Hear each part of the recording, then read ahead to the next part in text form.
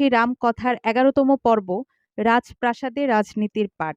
রাজপুত্র রাম রাজপ্রাসাদে রাজনীতির পাঠ নিতে শুরু করেন। তার গুরু ছিলেন রাজা দশরথ এবং রাজদেবী কৌশল্যা, যারা তাকে রাজ্য শাসন, ন্যায় এবং রাজনৈতিক কৌশল সম্পর্কে শিক্ষিত করেন।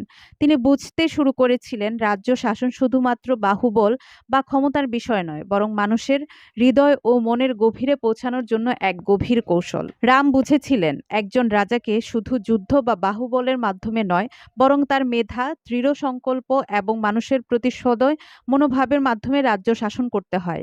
রাজনীতির প্রকৃত পাঠ ছিল মানুষের জন্য ন্যায়, শান্তি এবং সমৃদ্ধি নিয়ে আসা। একদিন রাজপ্রাসাদের নানা পরিস্থিতি ও জটিল রাজনৈতিক পরিস্থিতি তৈরি হলে রাম তার শিক্ষার মাধ্যমে সকলকে শান্তিপূর্ণভাবে সমাধান করেন। তার মেধা এবং রাজনৈতিক দূরদর্শিতা প্রমাণ করেছিল যে তিনি শুধুমাত্র একজন রাজপুত্র নন, তিনি একজন রাজনীতির গুরু। রাজনীতির এই পাঠ রামের জীবনে এক বিশেষ গুরুত্ব পায়। রাজ্য শাসন, ন্যায় এবং জনকল্যাণের দিকে তার দৃষ্টি সর্বদা নিবদ্ধ ছিল।